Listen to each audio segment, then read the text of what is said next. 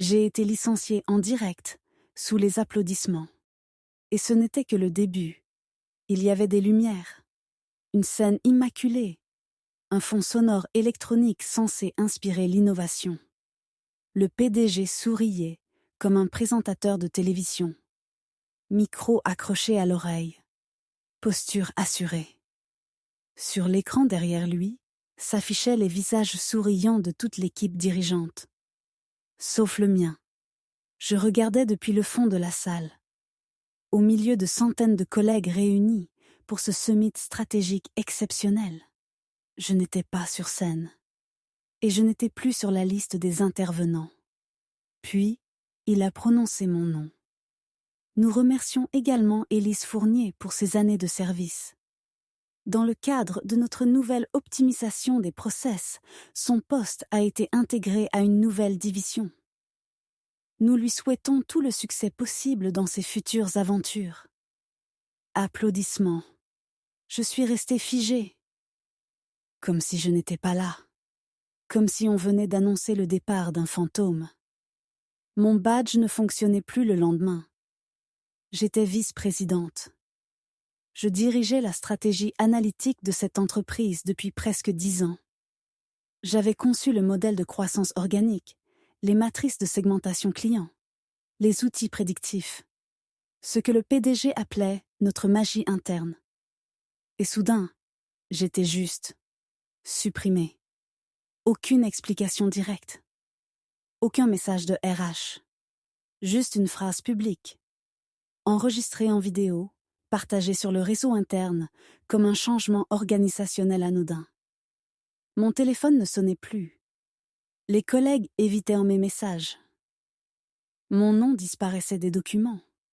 Même mon ancien bureau était déjà attribué à un nouveau Head of Insight Reframing.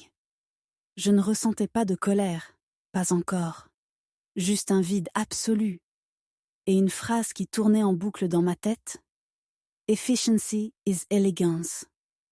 Le slogan préféré du PDG. Gravé sur les mugs, imprimé sur les murs. Je l'avais toujours trouvé creux. Ce jour-là, il sonnait comme une gifle. J'ai commencé à revoir les enregistrements.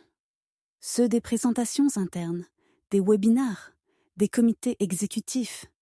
Je le regardais, lui, reprendre mes analyses, répéter mes arguments, montrer mes modèles, en effaçant mon nom. Il ne s'agissait pas d'un licenciement. Il m'effaçait, délibérément. Et c'est là, dans ce silence numérique, que j'ai commencé à me demander quand tout cela a-t-il vraiment commencé. Il s'appelait Marc Vidal, principal investisseur du fonds Alcyon Capital. Discret, méthodique, connu pour ses dossiers impeccables et son aversion pour les projecteurs. Il m'a appelé 3 jours après mon licenciement. Sa voix était poussée, presque clinique. Madame Fournier, je ne suis pas ici pour compatir, mais j'ai vu ce qui s'est passé. Et ce que je vois maintenant dans les chiffres ne me plaît pas. Je ne comprends pas. Non. Mais vous allez comprendre. Je crois que le PDG vous a éliminé, parce que vous étiez la seule à pouvoir lire ce qu'il tente de cacher. J'ai gardé le silence. J'ai besoin de savoir si vous avez encore accès à vos anciens fichiers, vos backups, vos analyses, même personnelles. Et si j'en ai? Alors nous avons un accord à construire. Je suis descendue à la cave ce soir-là. Vieille habitude, je gardais toujours une copie locale de mes rapports. Pas par paranoïa, par principe. J'ai ouvert mon disque dur crypté. Là, tout était encore intact. Les prévisions du T3, les matrices des churns utilisateurs, les anomalies de données dans les dashboards internes. Mais surtout, les écarts. Subtils, mais réels. Ce que j'avais signalé 6 mois plus tôt. Incohérence entre les données collectées et celles présentées aux investisseurs. Des recalibrages injustifiés. Des moyennes trafiquées. Et ces fameux graphiques en cloche. Esthétiques, mais sans base mathématique. On m'avait dit de simplifier pour la communication. Je comprends maintenant. Dissimulé. Je suis retournée voir Marc. Cette fois, dans ses bureaux, au 35e étage, avec vue sur tout le quartier d'affaires. Il a lu mes documents sans un mot. Feuillet après feuillet. L'attention d'un chirurgien. Puis il a dit « On ne va pas l'attaquer de front, pas tout de suite. » Alors quoi? On va le pousser à parler. Et on va l'écouter mentir. C'était simple, brutal, élégant. J'ai accepté. Les semaines suivantes ont été floues. J'ai repris contact avec d'anciens collègues. Pas ceux qui avaient monté les échelons à coups de présentations flashy. Les autres, les vrais, ceux qui savaient comment les systèmes fonctionnaient. Hugo, ex-développeur back-end, maintenant freelance. Nadia, responsable produit, remerciée après son congé maternité. Lucas, un stagiaire que personne n'avait jamais écouté, mais qui connaissait l'intranet mieux que l'IT. Tous avaient vu des morceaux de ce que j'avais découvert. Personne n'avait encore tout assemblé. J'ai construit une chronologie, date de réunion, version de fichier, signature sur des rapports falsifiés, métadonnées extraites, emails internes avec des contradictions. Chaque soir, je faisais le tri. Chaque matin, je retrouvais un peu plus de clarté. Je n'étais plus invisible. J'étais une mémoire vivante. Marc m'a recontacté. Le conseil va revoir les projections du PDG le mois prochain. Il va devoir défendre ses chiffres. Et là, il commettra une erreur. Et moi? Vous serez celle qui tend le miroir? Je n'ai pas répondu. Mais j'ai su, à cet instant, que je n'étais plus seule. Je l'ai revu pour la première fois depuis mon licenciement dans une vidéo diffusée en interne. Le PDG, en chemise blanche impeccable, gesticulait devant un fond bleu, vantant la croissance organique inégalée de l'entreprise. Graphique parfait, phrases rodées, aucun doute, aucun flou. Sauf que moi, je connaissais chaque chiffre, chaque fichier. Et je savais que ce qu'il montrait n'existait pas. La première alerte est venue de Lucas. « Élise, regarde ça !» m'a-t-il écrit en pleine nuit. Ils ont changé les dates de création sur les rapports trimestriels. J'ai ouvert les fichiers. En surface, rien d'anormal. Mais les métadonnées montraient autre chose. Les fichiers avaient été modifiés 3 jours après la validation officielle. Et le contenu? Identique à 92 à mes anciens rapports. Mais sans mon nom. Et avec des projections trafiquées à plus 18. Au lieu de plus 3 comme je l'avais établi. Falsification délibérée. On a mis en place un cloud partagé avec Marc. Un espace hors des serveurs de l'entreprise. Chaque élément était versionné, daté, sourcé. Les documents s'accumulaient, graphiques modifiés, emails contradictoires, faux comptes rendus de réunion. Puis, Hugo a retrouvé une ancienne sauvegarde serveur contenant des drafts supprimés, y compris un mail interne où le PDG écrivait, mot pour mot. Les chiffres d'Élise sont bons, mais ils manquent d'impact. On va les rendre plus sexy. Preuve que non seulement il savait, mais qu'il avait décidé consciemment de manipuler les données. Un soir, alors que je travaillais seule dans ma cuisine, j'ai reçu un message de Nadia. On m'a proposé de signer une clause de confidentialité contre une compensation exceptionnelle. Devine sur quel sujet? J'ai posé mon téléphone. Mon cœur battait plus vite. Le PDG commençait à couvrir ses traces. Mais trop tard. Nous avons décidé de formaliser notre alliance. Marc, Nadia, Hugo, Lucas, moi. Pas une équipe, un réseau. On s'est retrouvés dans une salle louée à l'heure, dans un centre de coworking anonyme. Ordinateur, câble, projecteur. On aurait dit une cellule clandestine. On a tout mis au mur. Schéma, date, dossier, et au centre, la grande démonstration du PDG, prévue dans 3 semaines devant le conseil et les investisseurs principaux. Il va rejouer sa comédie, dis-je.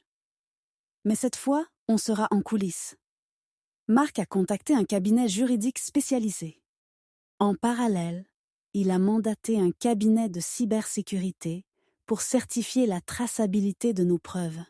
Chaque document, chaque capture, chaque extrait de mail a été encapsulé dans un rapport crypté, vérifiable juridiquement. On n'avait plus des soupçons. On avait un dossier et une date. La tension montait. 1 semaine avant la présentation, j'ai reçu un courrier recommandé. Un avertissement juridique signé du département RH de l'entreprise. Accusation de tentative de diffamation et accès illégal à données internes. Je l'ai scanné, transmis à Marc. Sa réponse fut simple. Parfait. C'est le début de la panique. Ce jour-là, j'ai compris que je n'avais plus peur et que ce système, qu'ils avaient de construit pour nous faire taire, pouvait aussi s'effondrer sur eux. Le matin de la présentation, la salle était pleine à craquer. Investisseurs, partenaires, membres du conseil, caméras internes. On servait des jus pressés et des viennoiseries. L'écran géant affichait une citation du PDG en lettres blanches sur fond noir. Le futur ne s'observe pas. Il se construit. Ironique.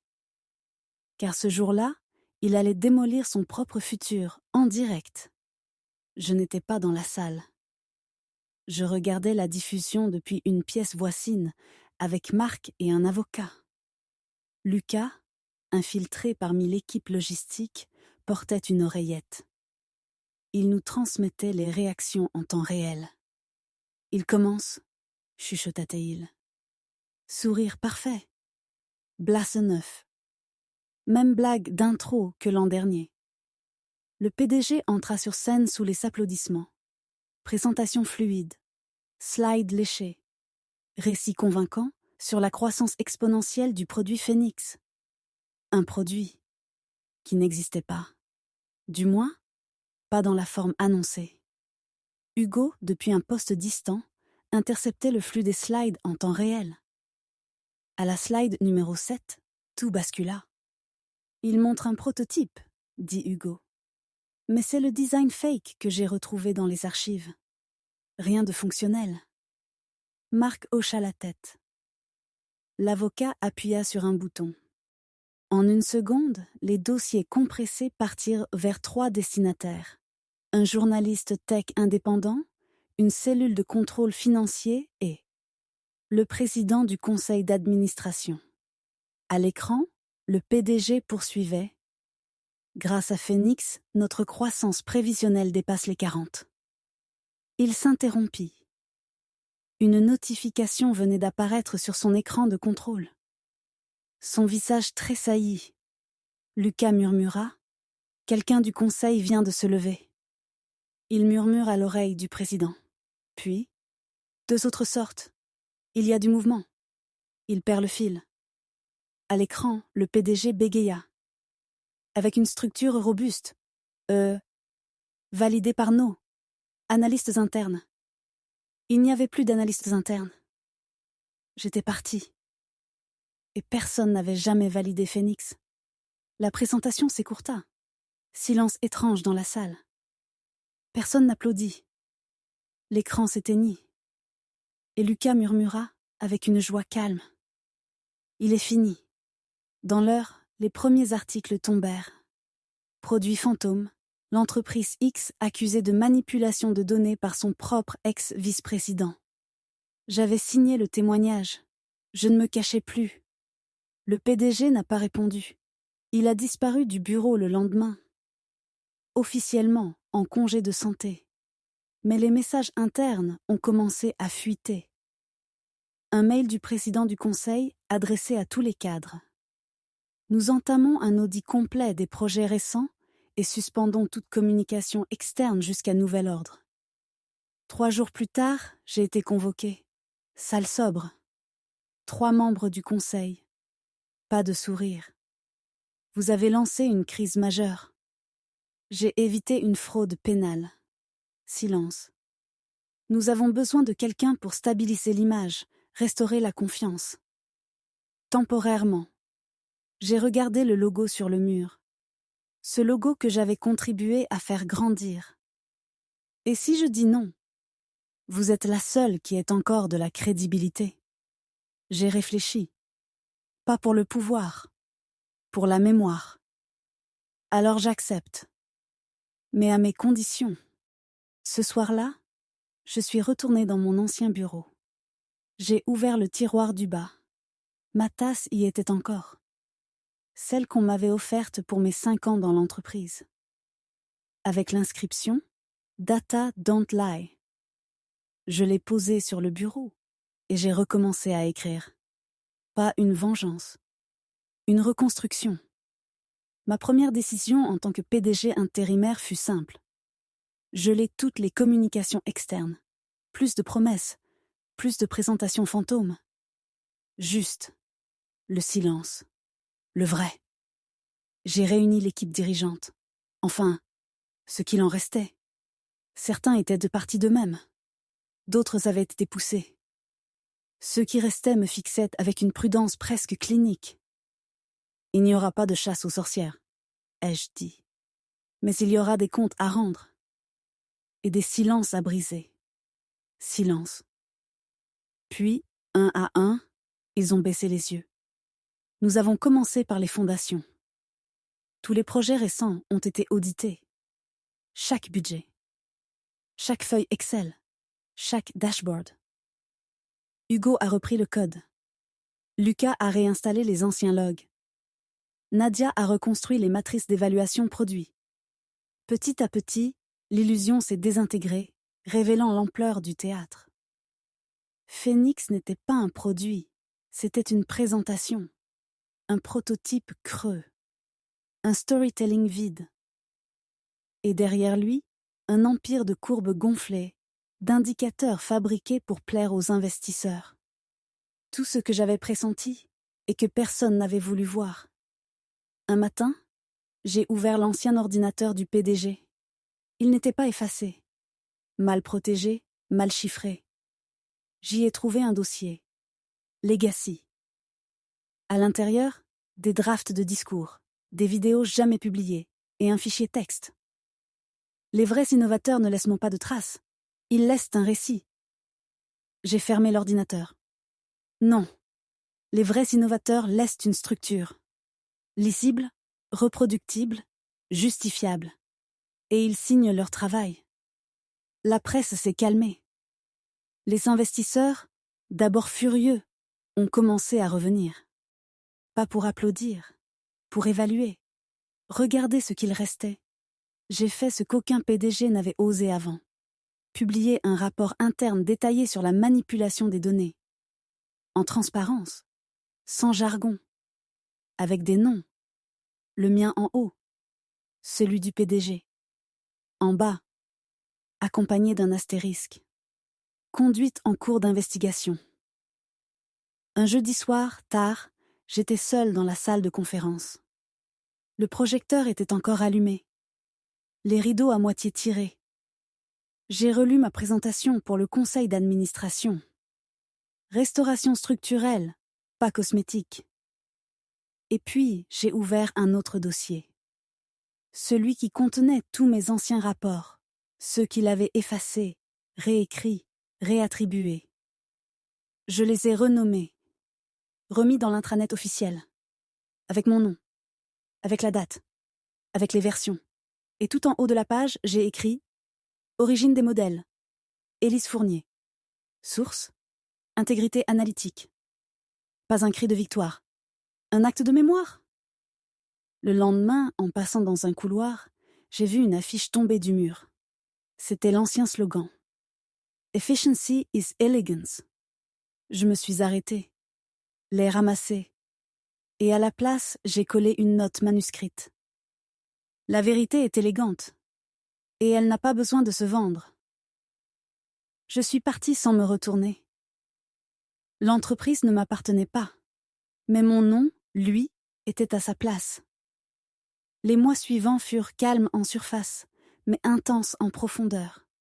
Pas de grandes annonces, pas de levée de fonds tapageuses. Juste du travail. Du vrai. Nous avons reconstruit la chaîne de validation analytique, instauré une traçabilité obligatoire sur chaque indicateur, créé un comité indépendant d'audit de données. La confiance ne revenait pas avec des mots. Elle revenait avec des lignes de code, avec des marges d'erreur précisées, avec des documents signés.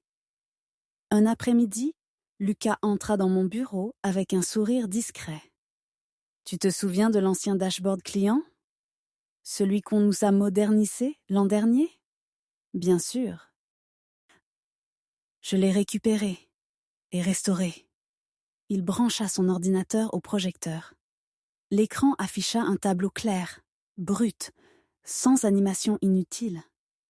Juste des données fiables, traitées avec rigueur. Je me suis dit que ça méritait une place dans la nouvelle plateforme. Tu as bien fait. Et j'ai laissé ton nom dans le code source. Je le regardais. Il baissa les yeux, gêné. Merci, Lucas. Il hocha la tête, puis sortit.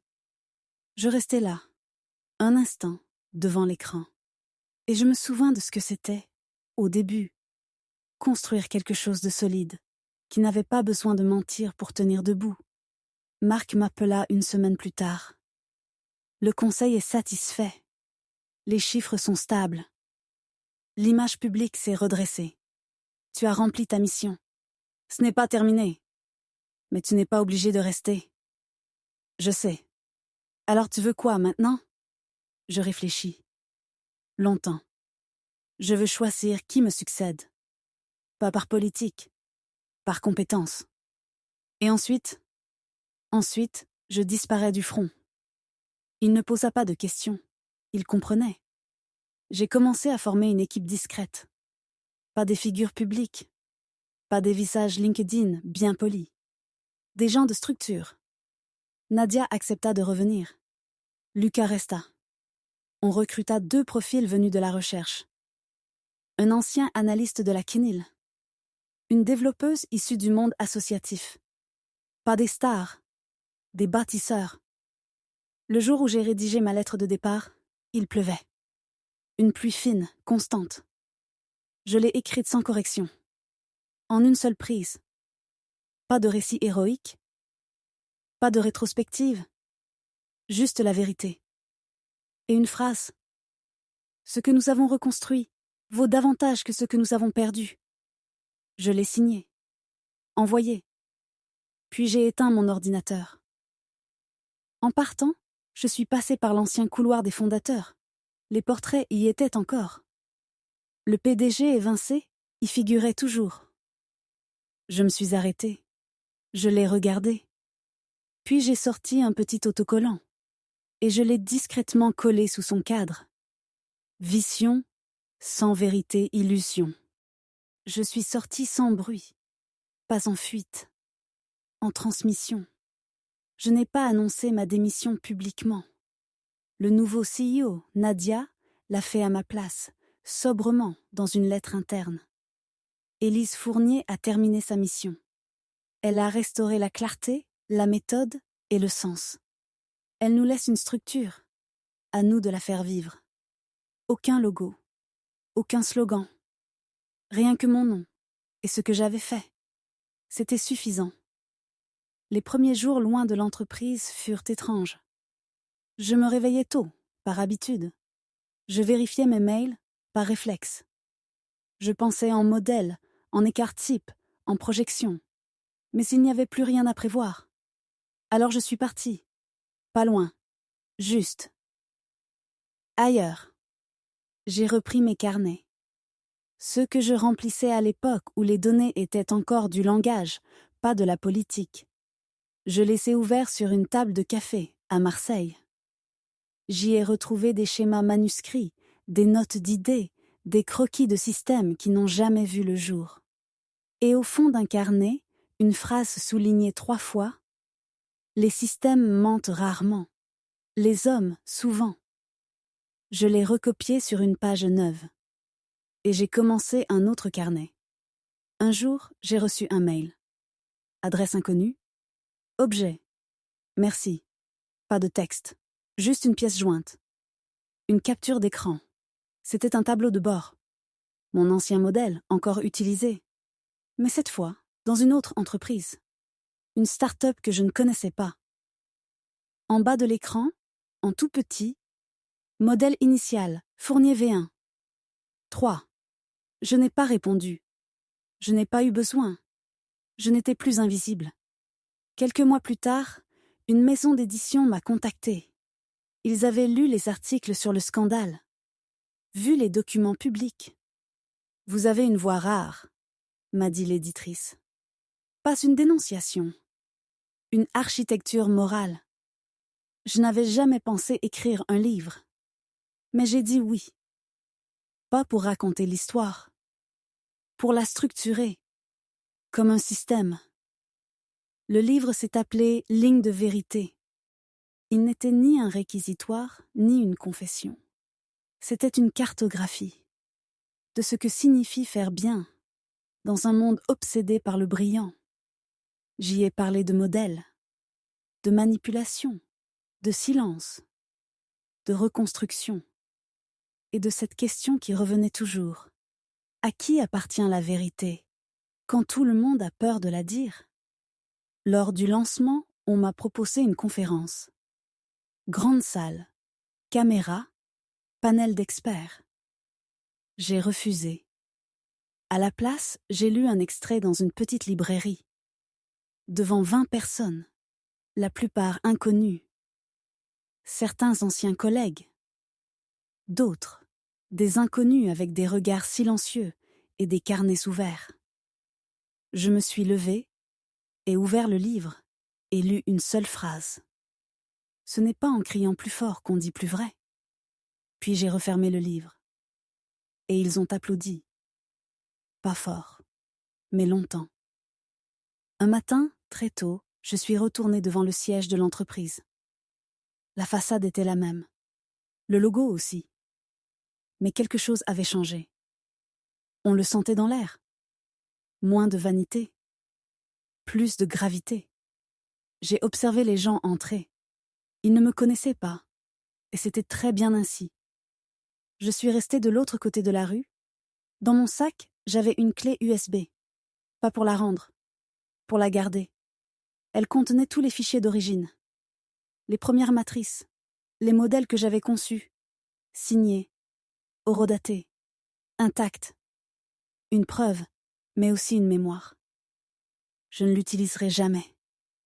Je voulais juste me souvenir que, face au mensonge, j'avais documenté la vérité. Et que cela avait suffi. Je me suis levée. J'ai marché jusqu'à la mer. Et j'ai souri, sans témoin.